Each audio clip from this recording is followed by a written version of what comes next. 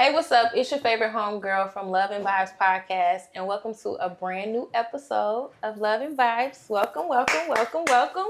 And tonight on the show, I have the one and only ThaElephant in the building, Miss Jaleesa. Hey, girl. Hi, how are you? I'm good. I'm good. I feel like this is overdue. It's been a minute. It is. Like, it has definitely been a minute. It's been a minute since I'm supposed to be on here. It's just like our schedules would never, mesh up. But I feel like divine timing. Yep. Everything happens when it's supposed to. And I love the fact, because like just what you said, everything happened, like, with timing and stuff like that. But I was so excited to do this because we'll cross paths. We'll always see each other at events. But what really makes this episode dope is the fact that you're from GI.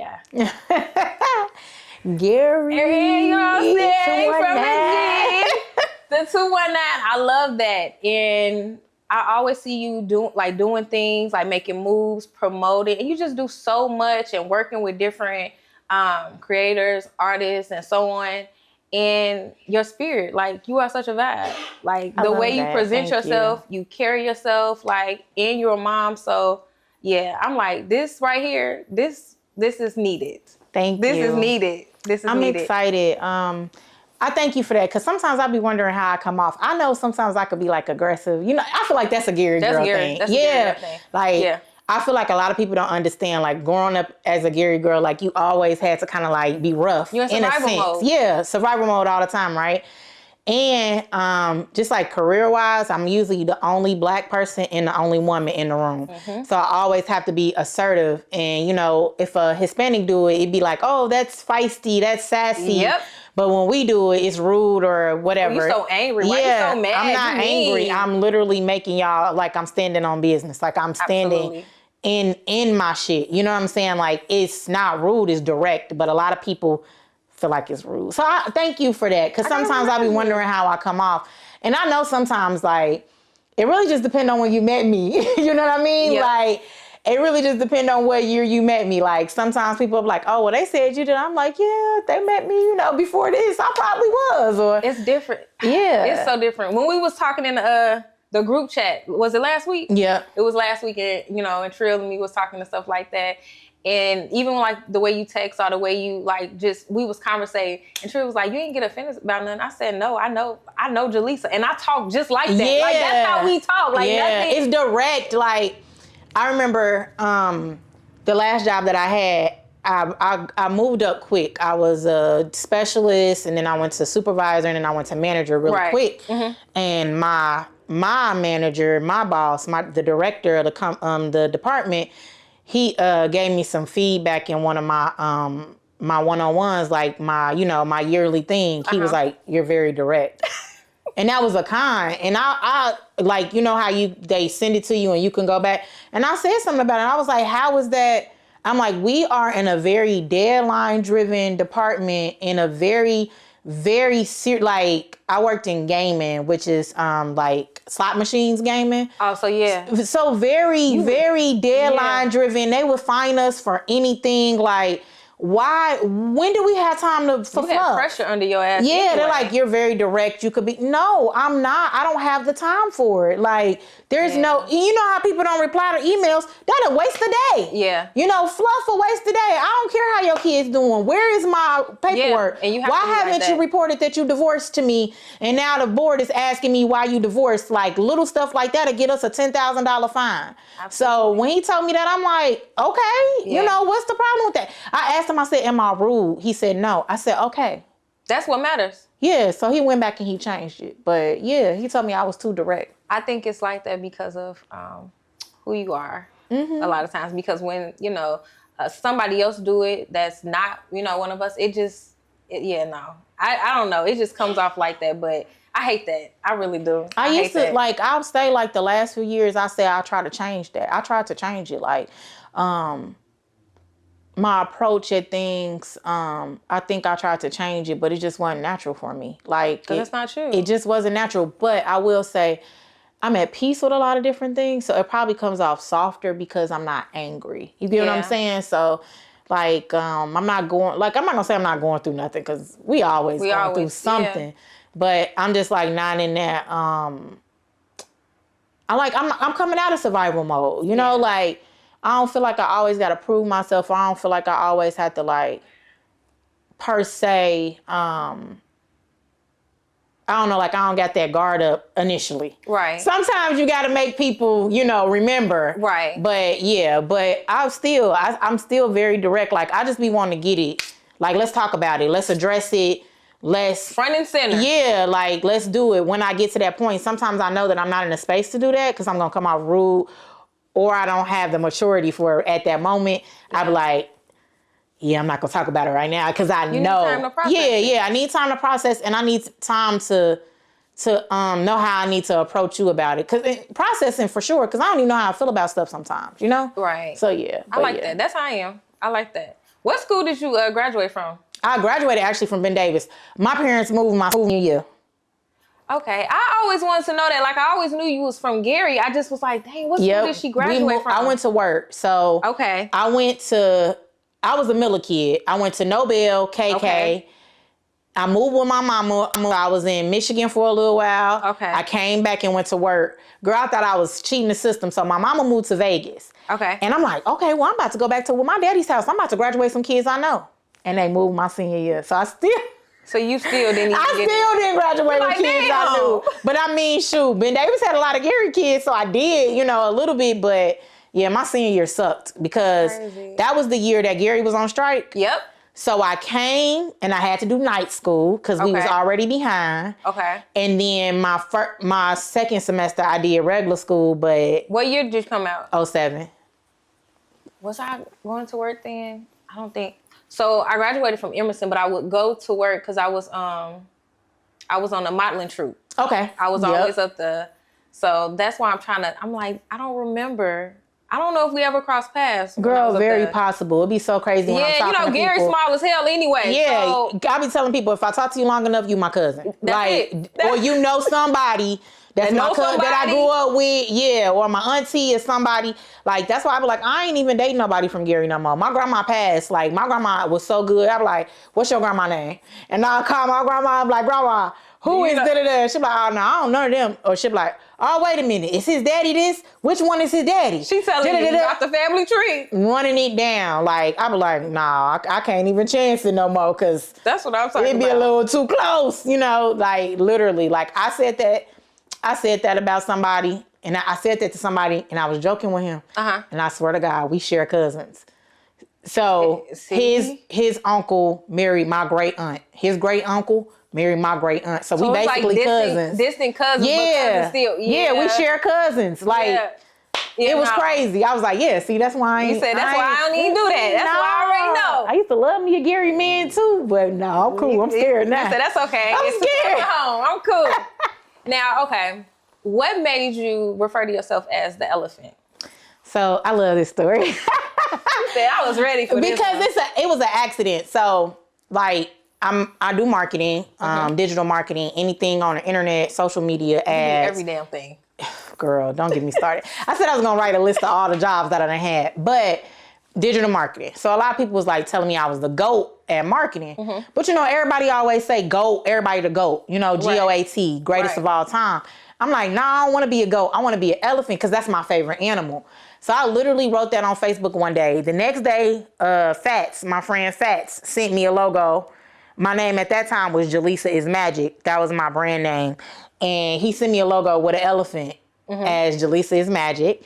And then people really just started calling me the elephant. Like, I just went into it. So, like now I kind of go by like the elephant in the room. Woogie gave me that. Woogie, he a rapper. Yeah, Woogie Man.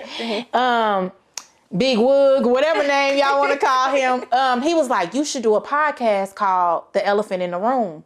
And so that's why I changed my Instagram name too. Like everything is The Elephant in the Room, my website, everything. But I never did a podcast. Like I don't got the dedication. But it's crazy because you have the voice for it, and you have like been part of so many things, like so many circles. So whenever you do decide to do it, it's gonna be good. You know, I've been deciding, like, I've been debating on how I'm gonna do it. I do have something called ThaElephant Files, which is like my blog, and I've been kind of like building that up. I want to do interviews. I want to follow people around.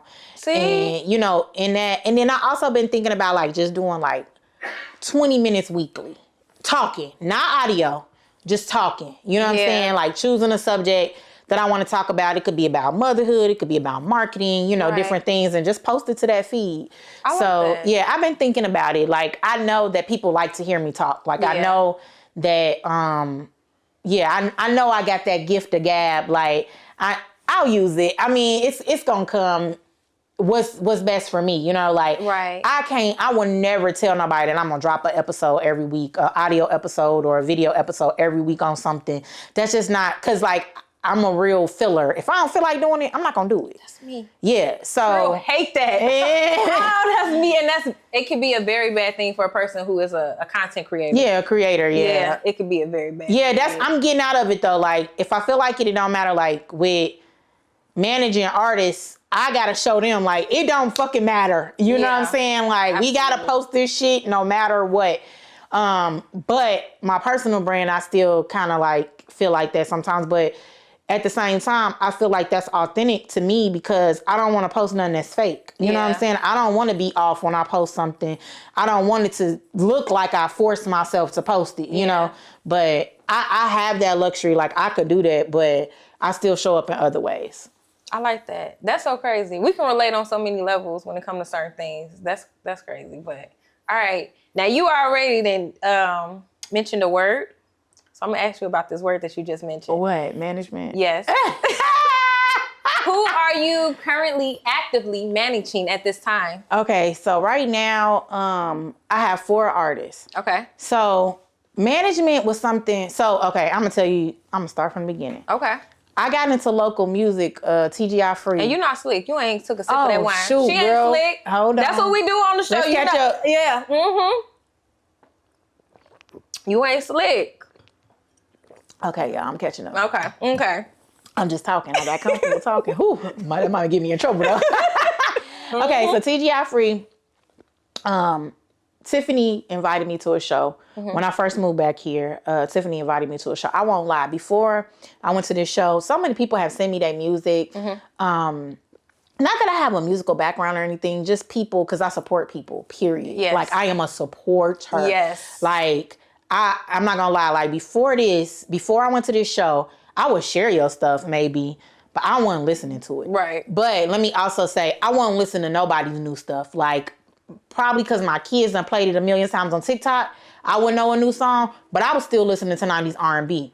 Very rarely, like, I might listen to Summer Walker, you know, like R&B kind of, like Ella Mai and stuff like that. I'll listen to them records randomly, like Big Crit. Random stuff, you know what I'm saying? Random stuff that like, I'll be like, oh, let me go see. If I see them on social media, I'm like, let me go see what they got out or whatever like that. Like, but not nothing new, like, oh, I got to see what, you know, everything dropped Friday. I got to go listen. No, not. You just like, no, but I'm going to support you though. I share it. And that's good though. That's love. I never really listened or found anything that like held my interest. So I went to a show when I came back here. I don't even know what year it was. This 26. It was probably 24 or 23. Because I was coming, when I lived in Gary, I was coming back and forth.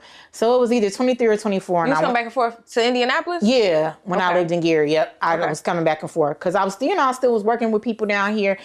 Indy is where I really built my community. Like, a lot of people in Gary, like, I don't really, like, have a community in Gary like that because all my people moved away, honestly. Yeah. Like, my classmates, my friends, they all gone. They in Dallas. They everywhere. They not at home. Like, the people that I grew up with, the people that I have real relationships with, most of them not in Gary. Like, I got a few cousins that's there still. I got, like, my videographer, Jonesy, my homie. Like, he my homie. But he come down here. You know what I'm saying? Like, we see each other, but I don't have like a real community in Gary no more. Like everybody's gone. So I was still coming back and forth. So I went to the show and I seen TGI Free. And I was like, well, shit. Is local music like this? Like, I've been asleep. You know, like, what the fuck? When he performed. He performed. Like, and then his kids was there. His wife was there. Man. Made me fall in love. Like, he has his family with him. And the kids know the words. Yes, they hyping him up. I mean, his wife know the words too, but the kids know the words. I mean, word for word. Yes. And it made me be like, oh, okay. So then, like, maybe a few days later, I seen Kid. Do you know who Kid is? Kids of the Sky? Okay, Kid. I seen Kid a few days later, and I was like, oh, shit. I'm like, I've been missing out. Like, you know. So it made me really go explore. And then it made me start going to local shows. So, like, I accidentally became important in the local music scene. She said, I don't even know how the fuck I got there. I promise, like, people started holding my opinion, and I literally was a fan. That's literally what I was doing. Now, I do market, don't get me wrong, but I literally was a fan, like, I guess a popular fan or whatever. Right. And then I became, like, you know, I don't know. I just became somebody, I guess, in local music. So then people started, like, being like, you should manage. I'm like, no, I don't know what the fuck a manager is. You know, I had managed a DJ before. But to me, music is so complex. Wait, like, did you manage somebody that was back from where? No, from here. From here? Yep, okay. Boogie, DJ Boogie Bang. Okay. That was my first person that I managed. And but that, I feel like a DJ is different from music. Yeah. You know, it's just different. Like, music is so complex. I'm still learning something every single fucking day. Like, it is it's a new language for sure. It's a new language. And then the internet and technology has changed things so much. Ooh. It's a different game. Like, it's really like, this is the foundation, right? And then it's like, okay, well, you could do it this way, or you could do it this way. It's like, do you want to be known, or do you want to be paid? Or do you want to, you get what I'm saying? Yeah. It's so many different levels to everything. And still today, things are changing because everything changes. You got everything. You got streams, you got social media, you got content. Like, now, you know, back in the day, when I used to drop a video, that was it, pretty much. Now you gotta do content. You have to make no changes, really. You gotta do content. You gotta do, you know, it's a lot. It's a lot that goes into it, which, don't get me wrong, I like that marketing piece. Like, I miss the old, like, rollouts. Like, I think Summer Walker had one of the best rollouts, like, more recently. When she did her album? Yeah. Like, I always love her rollouts. I study them. Like, I love them. Like, it's like an old school rollout. Because, you know, like, now, people just drop albums. You don't know. You remember back in the day, we used to know when somebody's album was coming out. We used to know them dates. Promote it. We used to know that date. Like, we would know that date. I used to be like, Grandma, can you take me to, you know, I knew when that album was coming out. Or, you know, you would see it in the stores or your billboards or whatever you would see, you know, however they did it. But, so I don't know, like, the breaking point that really made me, I would say, like, at one point, people just knew I was Jinx manager. Like, just knew it. Just was calling, asking me about booking her and everything. And I was really just like a advocate of Jinx more so. So after Boogie, was Jinx the first one? No, not really. So after Boogie, I really didn't like, I started managing them all at the same time. All four of my four at the same time. But me and Jinx met at a Shreese event for WrestleMania. Okay. And that's the first time we had met, but I had been watching her. Okay. I had been watching her, and I was like, I finally get to see her perform. So that's when I fell in love. Like, I fell in love with just her as a person. That's when we met. And that was like February of last year. So we like a year. This recent? Yeah, we like a year in. But like by November, people was thinking, August. By August, people was thinking that she was, like, I managed her. Because I pretty much went to every one of her shows. Like, for the longest, I wouldn't miss a Jinx or a Free show. Like, I remember I missed a Free show last year. Like, 5 people called me and was like, are you okay? Why are you not here? We didn't see you. I was like, I'm fine. I was out of town. I was like, I'm fine. Everything's fine. That's like, good, though. I just went, like, you know, so, so when I decided, like, okay, something happened with Jinx. I remember when I decided I was going to manage. Something happened with Jinx. And I was talking to somebody, and I was just going off about it. And I was like, why the fuck would they do that? You know, talking about they going to pay her depending on the door. I'm like, no, that's not how things work. So I'm telling Jinx, I'm like, da-da-da-da-da. And I was telling somebody, I can't even remember who I was asking. Who I was talking to. Being passionate than a motherfucker. Matter of fact, I was talking to Tato. I was talking to Tato about How this. ironic. Yeah, I was talking to Tato about this, and he said, so is you a manager or not? I said, you know what? Fuck it. I'm a manager. I was like, fuck it. I'm a manager. But before that, I had met Morel. I can't remember when. So wait, so you're actively managing Morel, Jinx, Allie, and Allie, Tato. and Tato. All right. So I had met Morel. DJ Ike. So me and Ike actually met at VDBL through the Battle League. He was like really always supporting them or whatever. One day he came to the door. There. Yeah, always doing there. Showing up, yeah. So one day he came to the door. I'm like, your ticket is on me. And he like, why? I'm like, cause he shared all of our posts. You know, he used to share all of our posts, and he was always showing up and telling people about the league and, you know, things like that. So me and Ike just got cool off of that. And then we was hanging out one day. He's like, you gotta meet Morel. You gotta meet Morel. I'm like, he had sent me his page and stuff. I'm like, okay, you know. Like, whatever, come on. So he had called Morel. He was DJing. I was at one of his DJ sets, and he called Morel, and Morel came up there, and I talked to Morel. So that was on a Friday.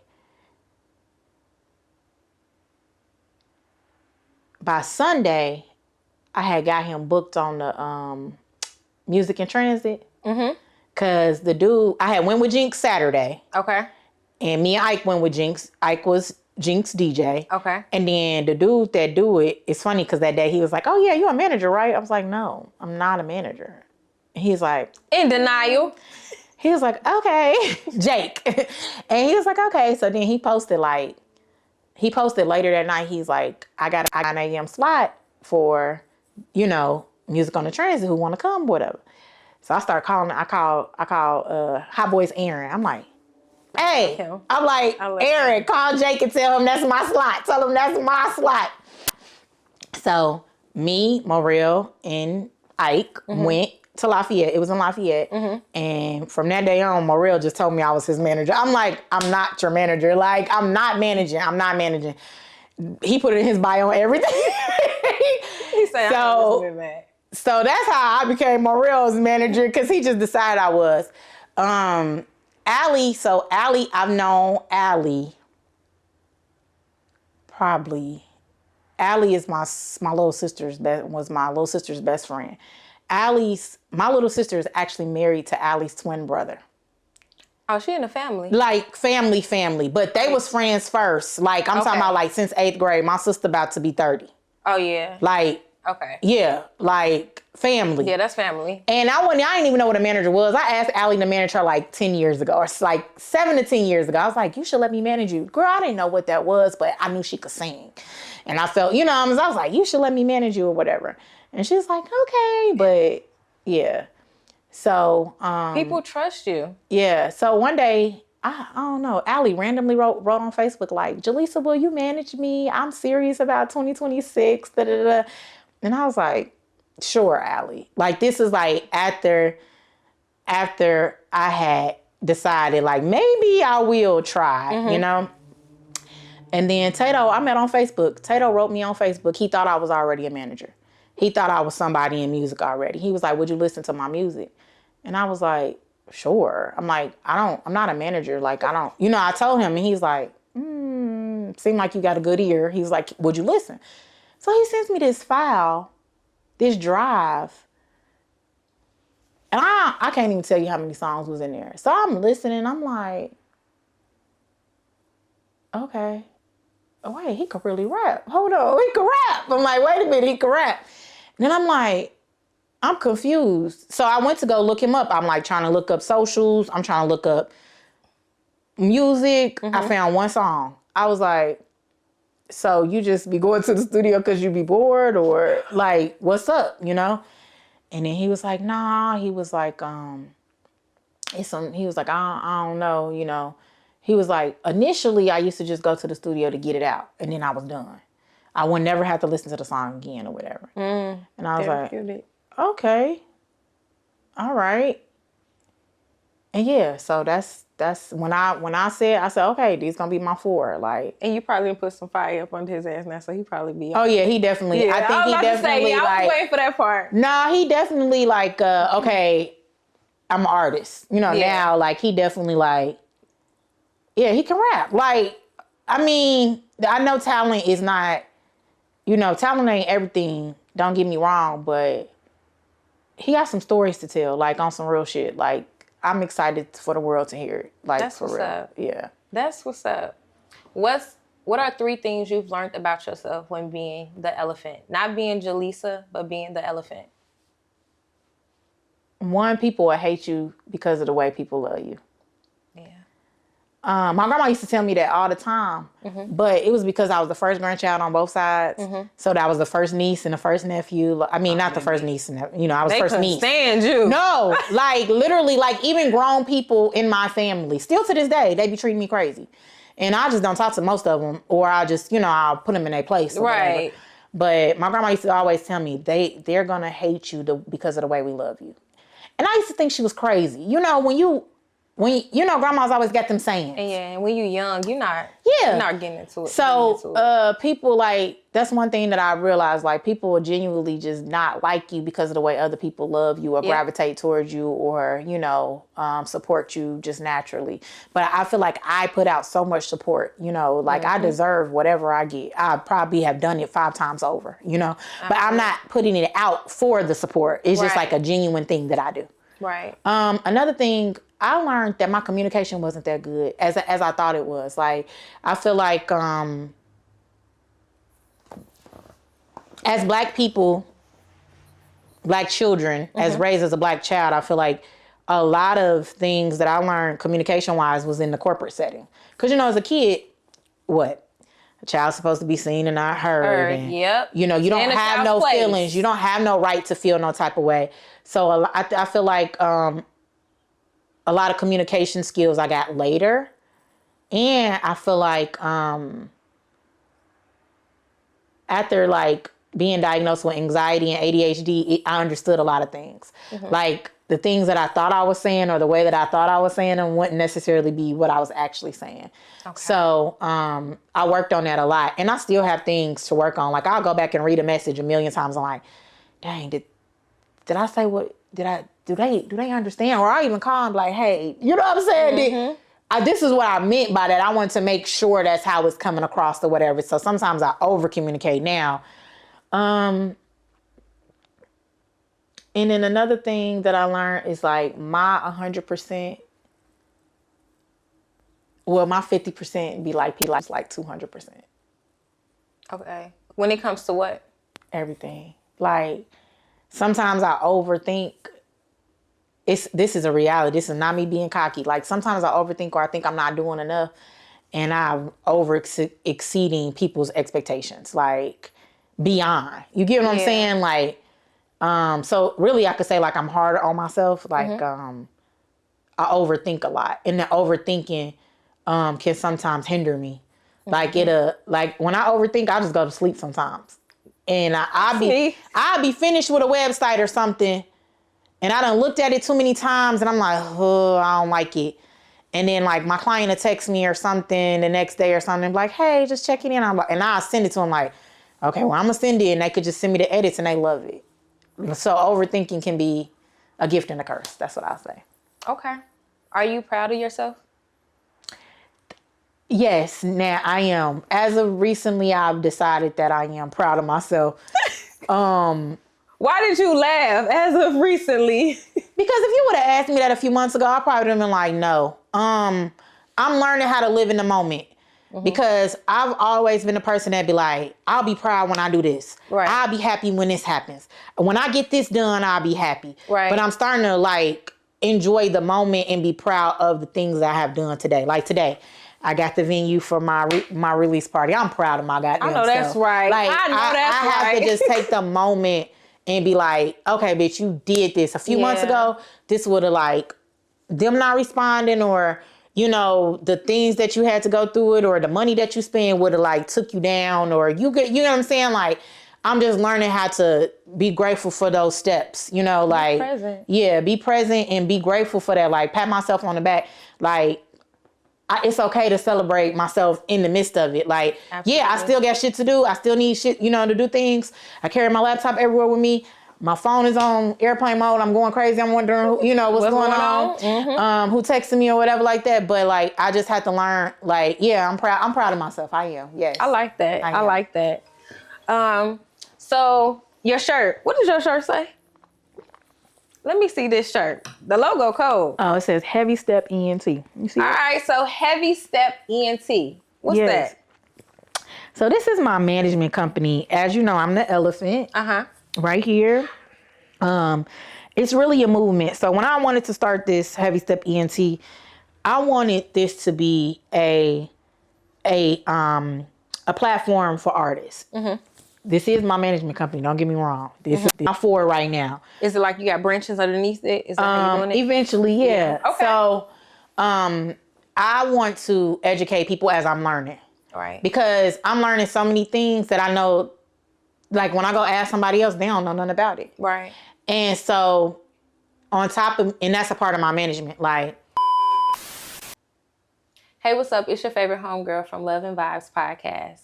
And look, if you made it this far in the show, I need you to do me a favor. If you're still here right now watching the show and you like it, go ahead and drop a wine glass emoji for me. And be sure to follow me on Instagram, on TikTok, on Facebook at Love and Vibes Podcast. Well, Love and Vibes Pod on Instagram and TikTok, and Love and Vibes Podcast on Facebook. Also, be sure to subscribe to my YouTube channel at Love and Vibes Pod. All right, I see y'all soon. So I just wanted it to be a platform where everybody learns together. Like, right. I'm the type of person where when I learn something, I want to scream it. Right. And people are like, oh, you should gatekeep more. I don't want to gatekeep because people is lazy. It don't matter. They just are. They are. Like, honestly and truly. So it's just a platform that I'm creating. Like I said, with my management, somebody asked me the other day, like, well, what if you put all this into it and then they go sign with somebody else? I'm like, that's fine. As long as I taught them something. As long as in 20 years they can say, oh yeah, Jaleesa taught me that. Right. You know what I mean? Like, I don't own nobody. I believe in all four of my artists, but I'm a firm believer in what's supposed to happen is supposed to happen. If you want to walk away and you feel like somebody else is serving you better, more power to you. Right. Like, I don't believe in bad business. I don't believe in trying to block anybody, doing anything. Like, when I say I believe in you even if it's not with me. Right. So, yeah, that's what Heavy Step ENT I like that. is. I like that. Okay, so when did you move out here to Indianapolis? Originally, I moved here in like 2006. Okay. Then I was here for about 10 years. Okay. Then I moved to Vegas. And then I came back to Gary in 23. Okay. And then I've been back here since 24. Okay. All right. The tea. You was on social media not too long ago praising this. And I've been through this. And when I first started my show, that was something I discussed on my show. That was like the beginning stage of my journey. Your divorce. Yeah. Okay. So when was your divorce finalized? Last year, June 11th. Not that I know the date. I know my date. Look. June 11th of last year, it was finalized, but we had been separated like a year before. Okay. We actually, before we got divorced, we had been separated. Like, you had to go through the Gary courts? Nope, I filed here. See, you could file, if you lived in 60 days, you had to be, wherever you filed, you had to be living there 60 days. So I gave him a year because he hates Indianapolis. Okay. So I gave him a year to file. And I'm like, okay, since you're not filing, I'm filing then. You're going to have to come down here, brother. I gave him a year and he didn't file, so I filed. And we divorced. And okay. I know for me, I divorced in 2018. It was December 2018. And we were told at that time that we had to be separated for a year. So we were separated for a year, like living apart for a year. And then I was able to move forward with the divorce process. And it was the same thing. Like, he was taking too long. So I went ahead and did it. I think the new rules was like we had to be living separate for... Because that was a rule, right? I'm not tripping. No, for sure. But y'all had kids? Yes. We had my daughter. I can't remember. It was like 6 months or something. Yeah. But when I had looked it up, I had already met that requirement. But I was giving him it don't time. Even matter. Yeah, I had already met that requirement. I was just giving him time to try to file in Gary because I was like, okay, he hate Indianapolis. I do not know why he hate Indianapolis. I mean, he hated, like, he wasn't coming to my sister's wedding with me. He wouldn't come down here for nothing. Like, when I told you I was back and forth in between, I always would invite him. Dude. No. Oh, okay. I'm about to say, usually it's the street niggas that don't want to No, come he to just that. hated this place. He had lived down here with his ex-wife, and I don't know, something happened that maybe I don't know, he just do not like, he did not like here. Okay. So I was like, okay, I'm going to file. I mean, I'm going to give him the chance, because I go to Gary, girl, I'll go to Gary get some food. Like, right back with no problem. Nothing. Like, literally have done it before. Like, boom, boom. Like, I went to Gary for a client and went photo shoot.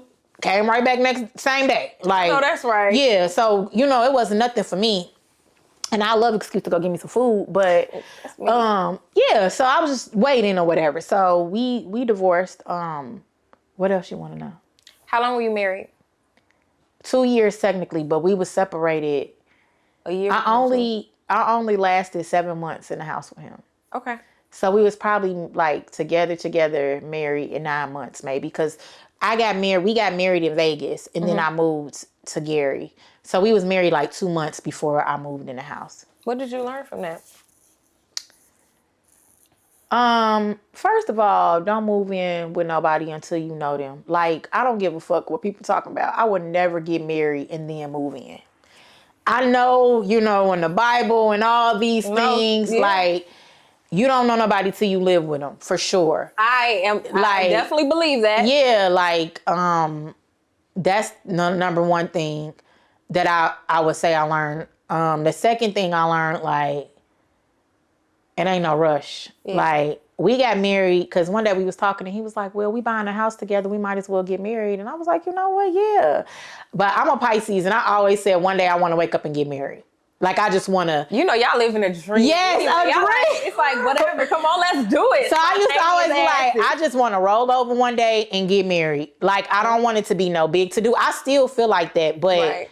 Just with the right person. Yeah, with the right person, the right situation. Like, probably done been with that person for a long time. Like, it wouldn't be no different. Like, we probably already live together, got businesses together, things together, or whatever.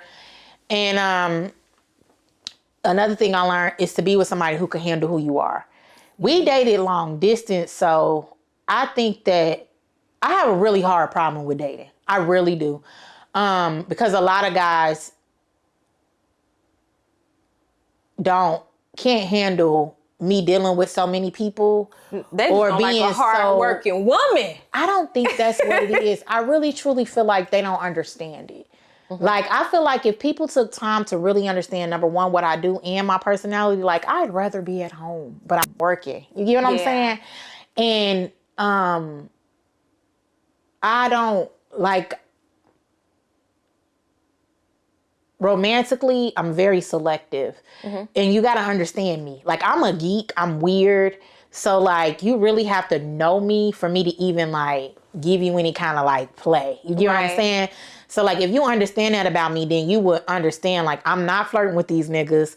They might be trying to talk to me or whatever, like, but it ain't like that. Like, I'm literally doing promo. Yeah. I'm literally working. You know what I mean? It's not nothing like, even if they try to do, a little flirt or whatever, I might laugh it off, but it won't be no disrespect if I'm, in a relationship or, married or anything like that. Right. So, but also I feel like that's something that I have to, like, make a person get to know me. Yeah. And I feel like I wasn't doing that. Like, I was just about to make a status about this today about celibacy. Mm-hmm. I've been celibate for almost 2 years. And congratulations. And I don't know. It's kind of a congratulations. No.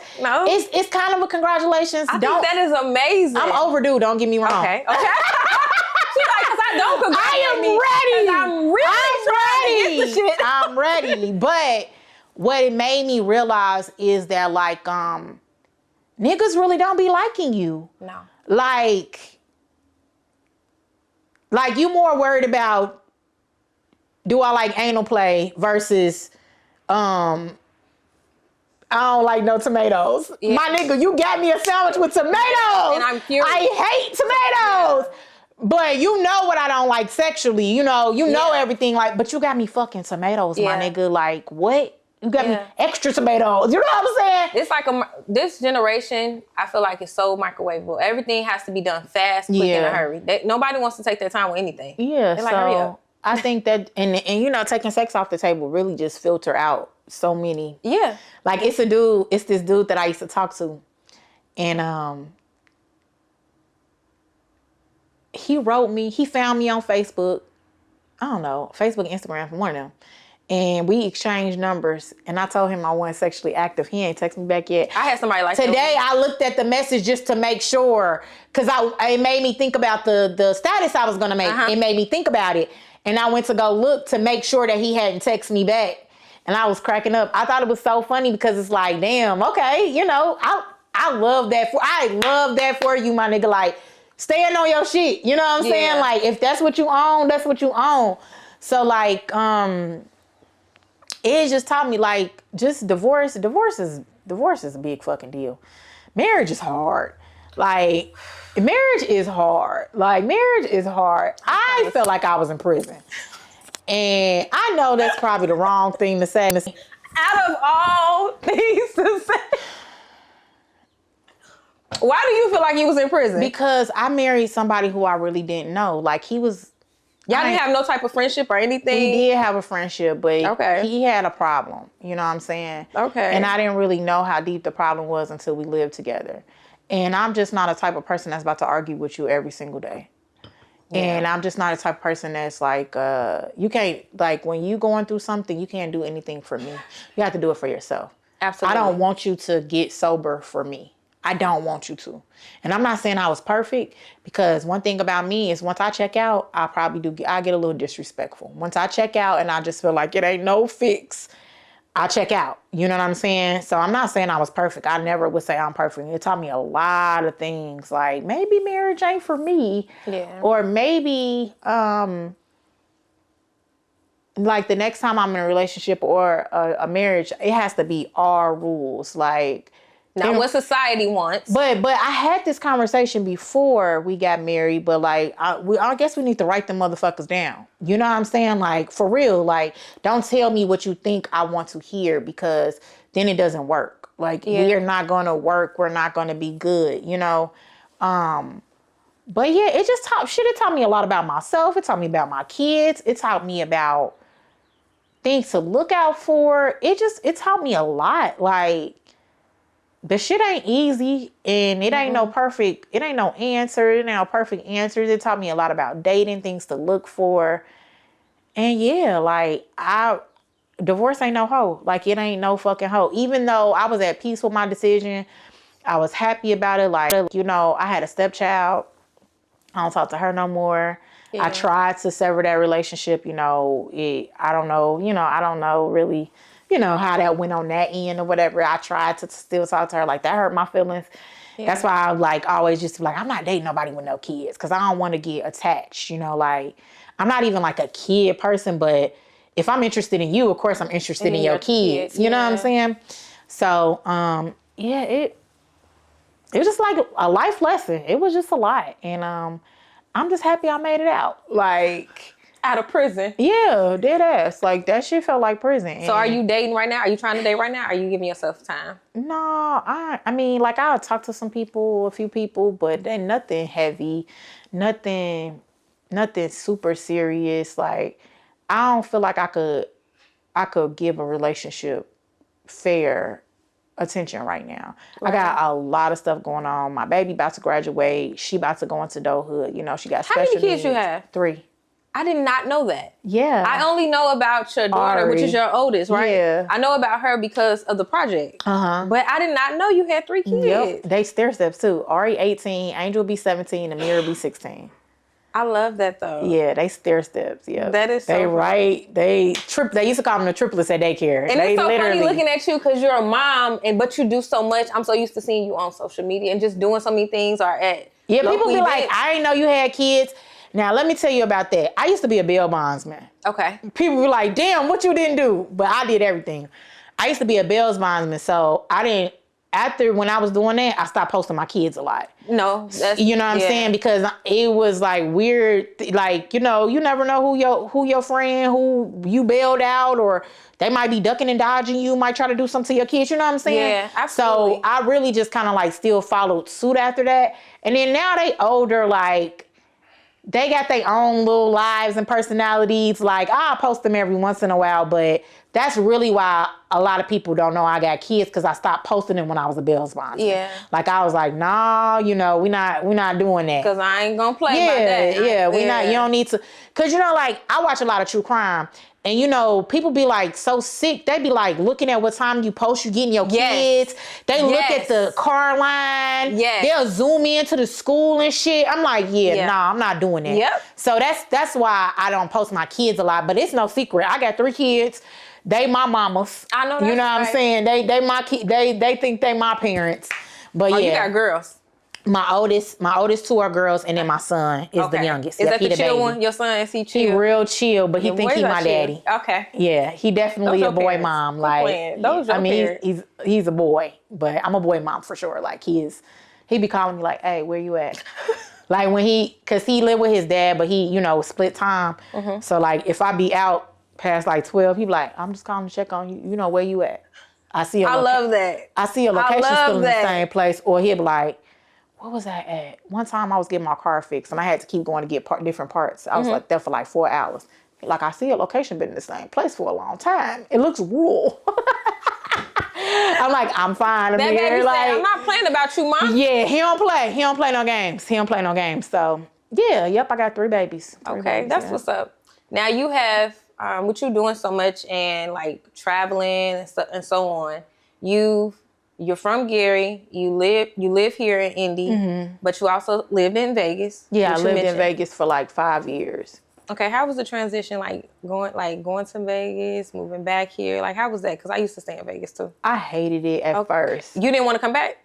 No, I hated Vegas at first. Really? I went. I'll be transparent. I don't give a fuck. I went because me and my kid's father, we could not get along. Like, it was just to the point where he wouldn't let me be single, like by myself. Like, I always used to tell my friends, and they used to be like, girl, you crazy. I used to be like, when we break up, I have to move. Like, I have to move. He was crazy about you. Yeah, like, he still kind of act like that now, but we cool. Like, we like co-parents, like, that's my bro. Like, for real, like we cool it's now. Better. I know your ass. Like we cool. But so I moved out there, and my mom was sick. It was a combination of a few things. Like, my mom was sick, and I was like, okay, I keep having to like just drop everything and run out there. So I'm like, I'm gonna move to Vegas for a few years.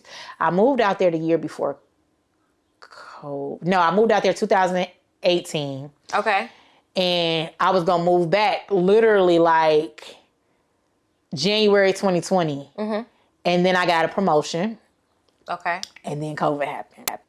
Everything shut down. I'm like, man, I'm scared to try to move back home because I might not have a job, you know? Right. So I'm like, okay, I'm just gonna stay another year. Then I kept getting promoted. And I promise you, that's the only reason why I stayed at that job. That was the first job I could genuinely say I liked. Like, I liked my job. What were you doing? Gaming compliance. Oh, that's the one you were talking about, compliance. The gaming one? Okay. Compliance is basically like making sure, licensing. So if you have any table games or slot machines in any casino, you have to have a license. Okay. And it depends on the state or the territory. You had some good ass jobs. Yeah, I've done some things. Yes. Yeah, but so compliance, I fell in love with it. And it's crazy because that's where my mom started. My mom was in gaming, and that's where she started, is in compliance. So I loved it. Like, I literally loved that job. Like, I miss it. I really miss gaming. Like, it's just so cut and dry. Mm-hmm. It makes so much sense. Like, it's like it is or it ain't. Right. You know what I mean? And it's like, I miss it. I do miss it. But yeah, it taught me a lot. It's almost like government. Mm-hmm. You deal with some government entities when you have to do licensing and things like that. So I used to do the company licensing and the people licensing. Okay. So I used to be in everybody's business. Like, if you get married, you get a ticket, you got to tell me everything. Yeah. You have to tell me. You have to report everything to me. Like, you have to. Like, so I'll be in the break room. They be like, yeah, then I got engaged. Oh, okay. when you get married, because you need to make sure you go ahead and report that. Because if the agency come and tell us, we can get fined because we didn't report it. So yeah, I love that job, but yeah, that's why I ended up staying so long was work. Yeah, I didn't like Vegas. It's too hot.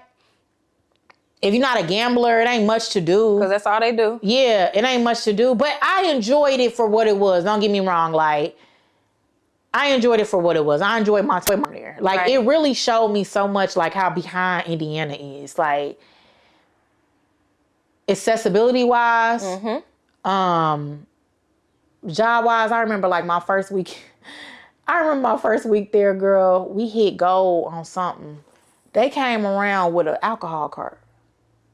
You know me from Indiana. I'm like, I'm not drinking at work. My CEO was like, I'm giving you a drink. Drink up. And I had this coworker named Diane. Because they have liquor stores attached to everything. Liquor stores and casinos, slot machines everywhere. Churches, gas stations, everywhere. The airport. Oh yeah, they're everywhere. Yeah, and you can get some liquor anywhere. Liquor and weed at this point. Now weed too. Now weed. Yeah, so I definitely believe it.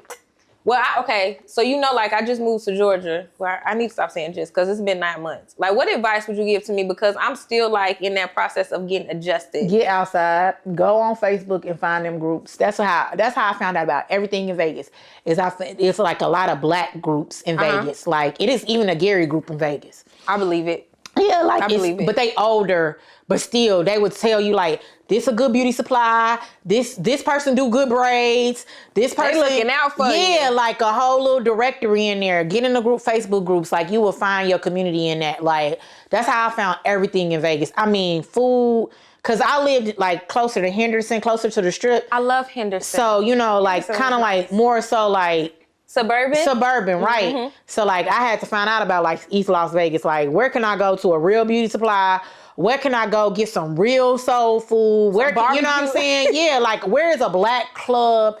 Things like that. I would say, and just different community things, like people that could do your hair, that could really do hair. Cause like it's people in Vegas that's like Vegas born, no shade, but like most of the people that did my girl's hair that really did good, they was from like Minnesota, Milwaukee, you know what I'm saying? Wisconsin, like this area, Chicago, like finding people and reasonable, cause they crazy. They prices out there is crazy. Different. Yeah. So I just say get in Facebook groups and find like the free stuff and like things like that's how I found a lot of stuff for like Ari, like disability fairs and different things. You know, people be giving stuff away. Like her walker had broke, and her insurance wouldn't give her another one for 2 years. And I got one in a community in Vegas. They brand new. Their son had actually passed, sadly. Oh, wow. But they gave, they was like, I got this walker. Like they put all this like adaptable stuff. And they like, I got all this stuff. Y'all could come get it for free or whatever. I mean, oh wow. When I say the plastic was on the walker, like the plastic was on the walker or whatever. So that's how I really found everything in Vegas was Facebook groups. But also too, I was there like when COVID was around. So people was a lot more active. But even now, like if I went in a Las Vegas Black people Facebook group, I would be able to find a lot of stuff. Okay, so I gotta get more active. Yeah, get in there. Stuff. Just go to Facebook groups, like, yeah, and then you just find your little community that way. I think, and Georgia is such a black ass place. Like that's what I love about it. Like I'm moving down there. I don't give a fuck what nobody says. Hurry up. I say I'm coming next year. My daughter graduate next year. She want to go to a Georgia school. I'll be there. Like I'm not lying. I will be right with her. We moving together. Right. We moving in together. You moving in the dorm, I'm moving in the house or whatever it may be. We both out there together, baby. Because I love it. Because it feel like you're supposed to be black there. I love it. Like it's like it's comfortable. Like that's one thing I would say, just being out there. And then I would be walking anywhere. I was at Piedmont Park last week. I took my daughter, content creators all at the park. Yeah. All at the park. You can go anywhere. They don't care. Yeah. Like nobody's looking at them funny and nobody's like, oh, hide the camera. No, everybody's doing something. Everybody's doing something. There's some hustlers down there too. Yeah, they all hustling. They are. That's what they're known for. So you got to be careful. Yeah, don't get hustled. Don't get hustled. Don't be the hustler. Right. Be the hustler, but don't get hustled. No, for sure. But I love it down there. Like every time I go down there, I'm like, I'm moving here. I don't care what nobody says. That's why I wanted to move before I moved to Vegas. But my mom, it was like, I made the choice because of my mama. Yeah, and that's understandable. Like, I definitely understand that. Now your oldest, she about to go to prom. She about to be out there now. Girl, don't make me cry. Ooh. I know, like, that's so crazy. The first and the last time I seen her was at Common Threads project that we did, and due to Midwest Leap, you know, because Ladina had reached out. So first of all, I didn't even know. That's when I found out she was a mom, because I'm like, Jaleesa, a mom? Like, what you doing here? That is so crazy because I'm such a mama. Like, but I could see it though now. Yeah, like I'm a mama to everybody though. Like I was doing Uber today. And I end up taking two, like, you know how I be a share ride? Yeah. So I end up taking two people to Amazon. So the dude in the front, I was like, how long you been at Amazon? He like 9 years on and off. I was like, so you got your CDL? He like, nah, my license messed up. I said, okay, so what you doing to fix that? Girl, don't know this man. He started cracking up. He was like, it's a lot of money for me to fix my license. I said, oh, okay, so you work at Amazon, you don't got a car. And I'm like, why don't you be going to them expungement thing? I'm like, I be seeing them little things, you know, them little clinics. She said, because I'm giving you resources right now. I'm like, Amazon is a good company with benefits. I'm like, yes, they'll give you a CDL. They got tuition reimbursement. I'm like, you've been there for 9 years and you ain't got nothing to show for it?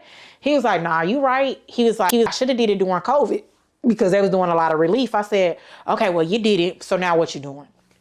So that's why I'm just laughing, because I'm a mama. Like, I've been like that since high school. They used to call me grandma and mama. Like, I'm always bossing somebody around. But you be looking out. Yeah, it be in love. You know what I'm saying? It don't be like, oh, you need to, don't do your hair like that or something. Like, you know, it'd be like, why you ain't got a coat on? Right. You know, something like that. Like, that's just how I am. Like, I'm a nurturer, period. But yeah, so yeah, that's funny. It'd be so funny. So people like, you got kids? I'm like, yes, I have three kids. You see, I was just like, how many kids you got? Because you couldn't put an S at the end. I'm just like, kids. Yeah, I had 3. Okay, so when we was at the event with Common Threads and you was there with your daughter, I was there with my son. Yeah. And I just want to know, like, this what really got to me, because you do so many things. And for me, like, I got my podcast and, you know, I'm out here, I'm still learning, like, certain things. And it's hard for me, like, right now. I have 2 kids, and with my son having his disability, I be trying to figure out how to balance everything. How do you do that? Like, I will say, like, I had to learn not to handicap Ari. Okay. And that took a lot. It made me think of my granddaddy. So my granddaddy, he passed in 16, I think. I think it was 16. But my granddaddy did not like how I wouldn't baby Ari. Ari didn't start walking till she was 5. But I wouldn't pick her up. She used to walk on her knees. And I wouldn't pick her up for everything. And I always used to make her try. I make her still to this day. When she asks for help, I make her try first. So the biggest thing with Ari is, I got other kids, so she does well at home with them. Right. Recently, she really been like, since she turned 18, she been real rebellious against them. So that's kind of new. But she does well. Like, she could be at home by herself for a few hours. She's fine. Like, she is perfectly fine. She's just gonna go to the bathroom and watch TikTok. I'm gonna call her and check on her, and she's good. But the biggest thing for me is about not babying her. Yeah. And because one day I won't be here, right? I always tell her that, like, me and Angel not always gonna be here to answer for you. Me and Angel not always gonna be here to help you. What do you do if this is, because, like, when she started her period, what do you tell people you need? How do you tell? So I wouldn't go in the bathroom with her. I used to close the door, and I used to stand, like, with it open a little bit. And I used to be like, okay, you got your new pad, you got your old pad, and you got wipes. What are you doing first? So I used to make her talk me through it. Okay, you're going to take off your old pad and put it in a bag. What you going to do with that bag? Okay, I'm putting it in the bag. Okay, Mom, I'm putting it in the bag. Absolutely. I'm going to wipe myself with the wipes. I'm going to put the wipes in the bag, and then I'm going to put my new pad on. Okay, what you going to do after that? I'm going to pull my pants up, and then I'm going to put my shoes back on, and then I'm going to tell my teacher that my bag is ready. Yeah. So the balance for me is also, I'll quit a job in a minute. Now I will. Before, like, when when they was younger, I wouldn't. Like, I was like, luckily their dad was very active. Like, I can't say that, like, me and him, we be beefing, but I won't take nothing about him being a father. Like, he don't play about that. Like, he's been an entrepreneur most of their life. So he's been able to, you know, if something happened, he can go. Yeah. You know what I'm saying? No problem. Yeah. So, with him, like, when they were younger, a lot of times he was my support. Like, I can't say it. Even now, like, if something really go down, like, I was in a job and I couldn't get the days off to take Ari to, cause she on the waiting list for the waiver. Okay. So, you know, the appointments where they basically see if she's disabled, he took her to both of those appointments or whatever. But the balance is really like I just quit my job. I just quit my job because Ari needs more support right now. She just needs it. She needs more attention. She needs more support. I don't know what the 18 thing did with her, but she really needs more support right now. Okay. So the balance is really just always like making her priority in everything, right? Right. And making my kids priority too, because something that I don't want Angel to be a mom, you know? Yeah. And she has helped me with Ari a lot when I was working, because it wasn't no choice. Like, if I literally had to, I would get Ari ready, but then Angel got to make sure they get on the bus. You know what I'm saying? Yeah. So the balance is really just like always trying to be fair in everything. But the biggest thing I think is me not handicapping her. Okay. Me making her try, me making her realize that she's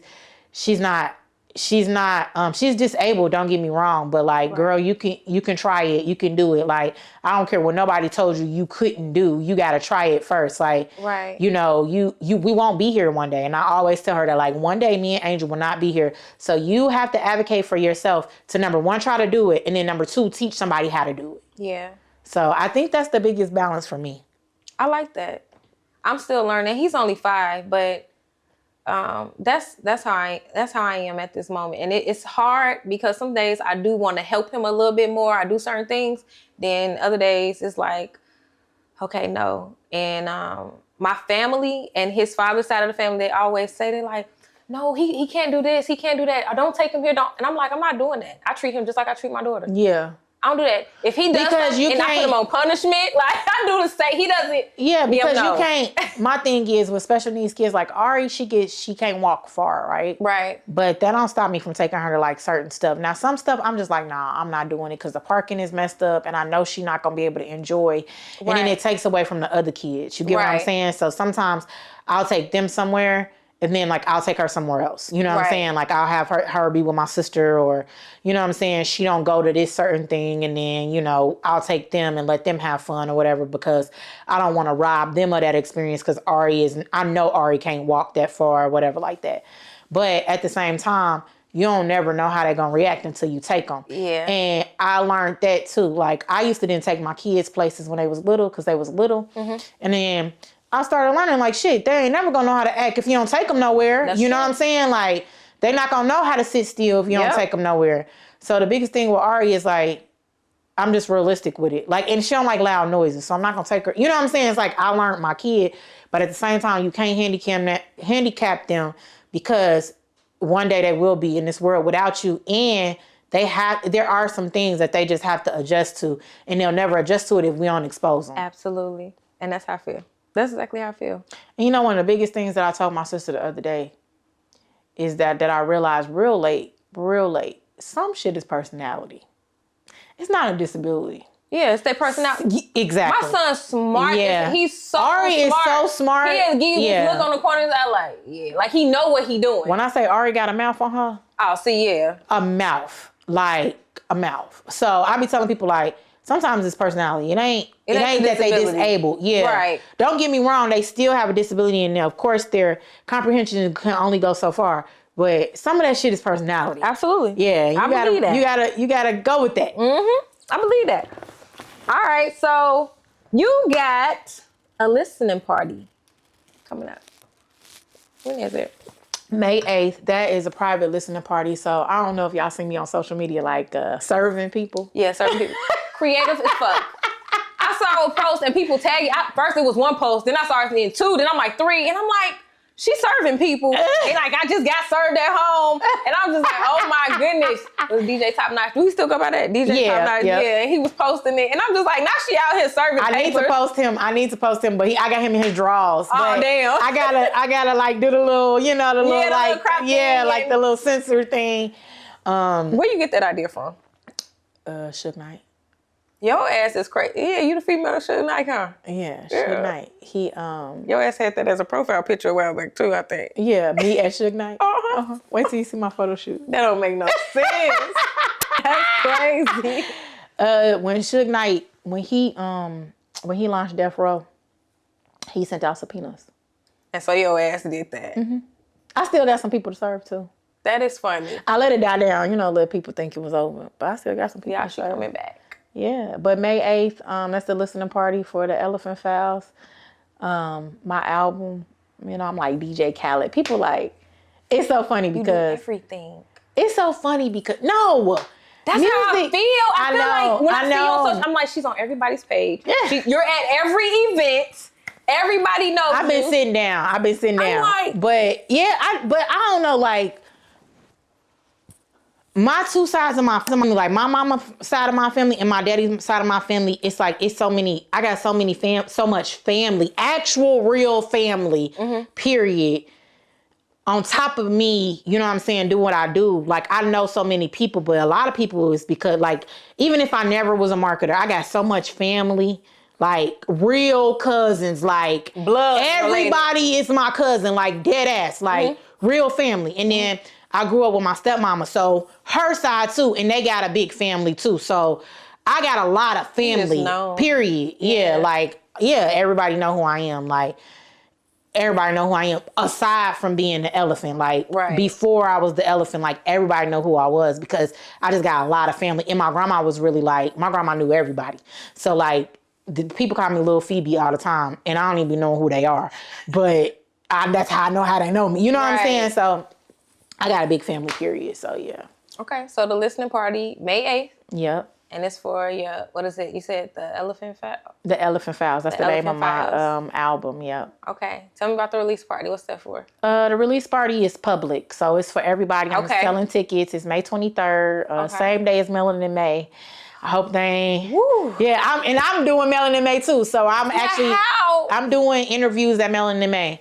Girl, I'm gonna go take a shower and go. Like, it is what it is. Like, I'm used to going, like. Used to being on the go. The 23rd was the date that I chose. I didn't realize it was Melanin May at first. And then when I realized, I'm like, oh, well, I just gotta go take a shower and I gotta, Let me be back. I'll be back. Yeah, just shake it off and we'll be there. It is what it is. Like, yeah. You excited about this? I think now I am. Like, at first I was like, I be in my head about a lot of stuff, but like now, like I told, like, so Trill produced all tracks but two, but I mean, I feel like, I don't know what the technical definition of producing is, but he still produced, Right. It's his brainchild too. Like, this is his baby too. I don't care what he said. Right. I feel like now that Trill is like, pretty much done with his part, I feel like it's my turn to do my part that I know more about, like the content and everything like that. Right. So I'm kind of like excited to execute that because a lot of times, like in certain projects, I feel like I don't execute how I want to because of somebody else. It's not because of me. So now I feel like the ball is in my court, and I feel like Trill is like gonna make me do it. If I say, listen, that's how he is. If I say I want to ride an elephant down the motherfucking street, he gonna have that motherfucker gonna be like, did you call places for the elephant? Yeah. Like, yeah, like we'll he call literally, you at 2 in the morning and make sure like, you did that shit too. He like, by Friday you need to book an elephant. Yep. Like, but I need that because I'm always that person to people. You know what I'm saying? I'm grateful for that in him. And I'm excited. I'm excited for people to hear the album because it's a good album, not just because I said it, because it's mine. It's a good album. It's really exactly what I wanted to do. So when I came to Trill about it, I told him, like, I want to put out an album to announce the people that I'm managing. If you notice, I really haven't made a full announcement. Heavy Step has them in the bio, but I haven't done no video. I haven't done like no big announcement. Technical, yeah, I haven't promo, done nothing. Like, I haven't done nothing. And it's so funny because I had a friend text me today. She said, you been quiet. What you about to do? Because that's usually how it goes. And I didn't even reply to her. I'm like, girl, don't do that. Like, shut up. On the spot. Don't worry. I didn't even reply to her. But, yeah, I feel like my head been down. You know, Trill got videos of me sleep in the studio. Like, this has literally been, you know, yeah, I'm excited. I'm excited, but I'm excited to see the reactions from You have a glow. Oh. It's like you had, I don't know, like you, and even with our conversation, you just seem like you're really at peace with where you're at right now. I am. And it took me a long time to get here. Yeah. And that's why I'm okay with it. Like, I want to say like the last 2 years have been a space of rebuilding for me. Mm-hmm. And I have to keep reminding myself of that. Like I just moved and, you know, it ain't like the best house that I wanted or, you know, it's okay. Don't get me wrong. Right. All my kids got a room. That was my main goal. Right. And like, I got to buy myself a bed and, you know, all these little different things. And, I be having to remind myself like, girl, you just got divorced 2 years ago. Yeah. Not even, you left 2 years ago, but. I didn't even realize it'd been 2 years. He wouldn't give me my beds. He only gave me one of my kids' beds. He wouldn't give me nothing that I bought in the house. Some of the things we bought together, like, you know, I was helping him pay his credit card off or whatever like that. Like I had to start from scratch, zero again. Already from when I moved from Vegas, I decided we wasn't gonna bring nothing in the new house. You know what I'm saying? So I had nothing. So whatever I was buying, you know what I'm saying, was be put in the house. I hate that. Yeah. So it's like I just have to remind myself that I'm starting over in so many different aspects. Like just give yourself grace. Yeah, and I've been giving myself that grace. Mm-hmm. And I'm okay. Like I'm okay. I can finally say like I'm okay. Like I ain't gonna say I'm perfect. You know, I have days where I'm like, damn, you know, I can't believe that happened or the way things happen. You know, recent events I've lost some friends or some connections that I never thought, you know, that I thought would be right here with me.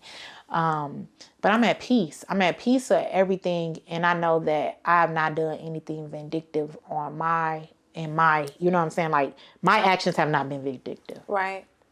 Yeah. I'm proud of you. Thank you. Like I'm proud of you. Thank you. And I'm very happy that you did this. You did this episode with me. Like I'm very happy. When we was talking about it, when Trill had mentioned it, I'm like, absolutely, I would love that. Like, yeah, we were supposed to do an episode a long time ago. Yeah, but it was so much stuff going on that I moved, so it was just like. And I don't even think I was living here then. Like I was coming back and forth. Yeah, I was coming back and forth. So it's like, yeah, it's perfect timing. Like, yeah, for sure. This is your new start, your new beginning. Then I'm starting on stuff. So I just think this was like meant. This worked out the way it was supposed to work out. No, but I am. Sure. So if you haven't heard it recently, just know that I'm proud of you. I'm rooting for you. And I'm going to help you celebrate your damn self. So keep that in mind. But you know what? I want to say the same about you. I'm going to tell you. So I remember when I first followed you. Oh, Lord. What was I doing? Think. It was probably because Trill shared you or Lauren shared you. I can't remember. Mm-hmm. That's how I know you, from one of them. I can't say. Was it Lauren? Because usually people be like, Lauren, your best friend. I'm like, yeah. I don't necessarily know, but probably both of them. Probably like, okay, Lauren shared you and then Trill shared you. I'm like, oh, let me follow. Right, you know what I'm saying? And what I want to say is just from episodes that I've seen before and just learning like who you were in person. Because, you know, sometimes you see people on social media and you get like an idea of who they are, but you don't know nothing about them. Right. And I wouldn't even say that I necessarily had an idea of who you were because I watched some of your episodes, like some of, you know, like clips and stuff, but I won't say I had an idea of who you were. But just like, just seeing how you taking your brand serious and you want to change certain things and you thought about certain things and you thinking about, like, I commend you because I always say, it's hard to keep going when ain't nobody clapping. Man. It is because it'd be like, I mean, me, I don't give a damn. If I'm going to post that shit, I'm going to post that shit. Right. I'm not going to delete it because it got 3 likes. I'm not. That's me. You know, when I post it, I'm really posting it for me. Like, I'm glad that y'all are here, but I don't care if it didn't resonate well in somebody. Like, but it is hard to be consistent sometimes when it's nobody clapping or when you're not getting the response that you want or you see some bullshit getting 17 million likes, and what you actually talking about is some real shit. And you're like, well, goddamn, why I can't get and that's how it be 400 or 500 likes, That's all I'm asking. I ain't even asking for thousands or whatever like that. And I just like, that's for every content creator though. People that keep posting. Like I commend you for that. And then also, I know how hard it is to move. Like, and especially like with kids and like, you don't have like that one person down there or nothing. I had my mama. Now, me and my mama, we grew a closer relationship when I moved with her, but me and my mama never was like that.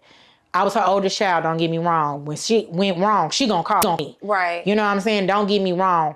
But me and my mama really grew that relationship when I moved to Vegas. She was not like my go-to person. Like my mama didn't even know half the shit that I be going through. But we grew that. But I know how hard it is to move. Like that shit ain't no joke. It is no hoe.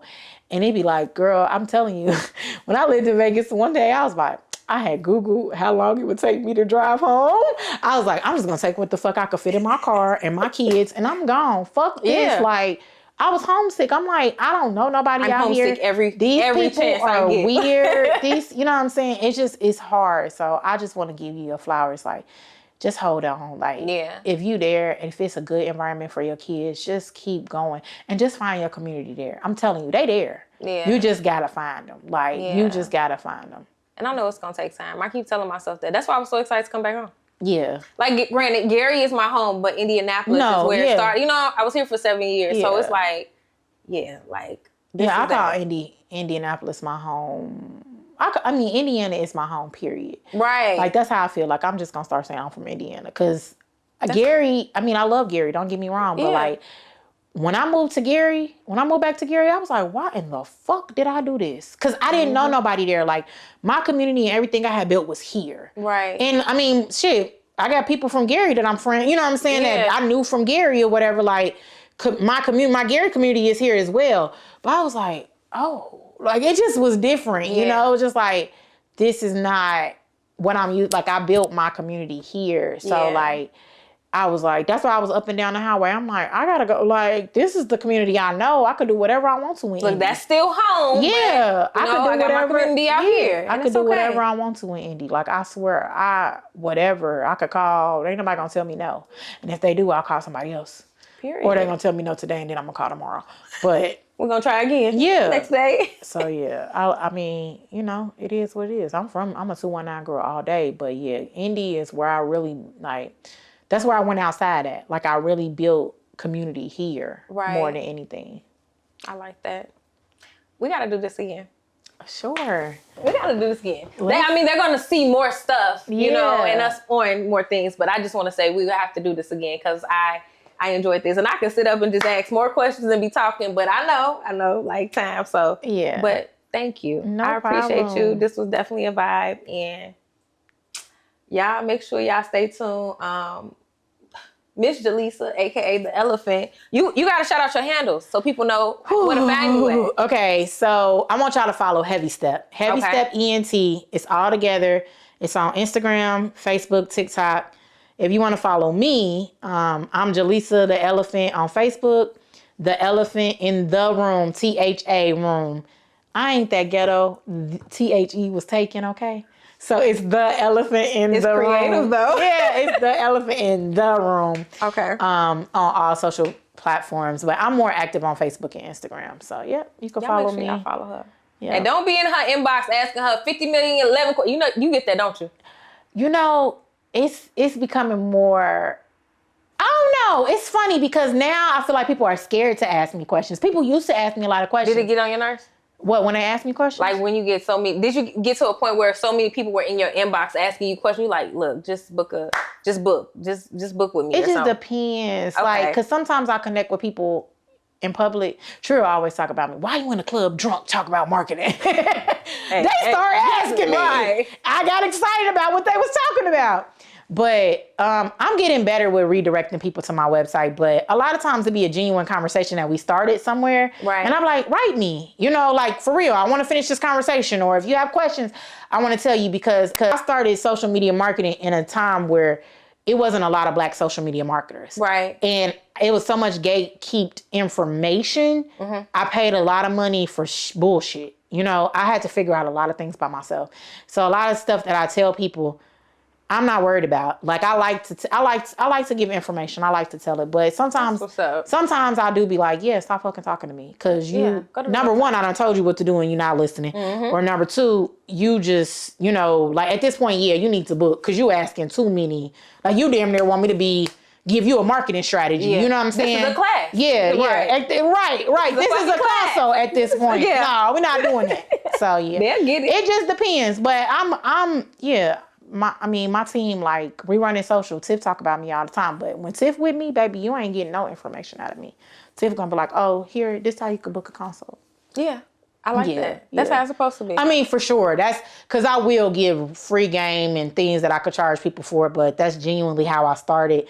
And that's that's just like me. But connecting. I'm getting better. I'm getting better. Well, keep doing what you're doing, and y'all make sure y'all follow her and stay tuned, and I'll see y'all next weekend, Saturday at 9 p.m. All right.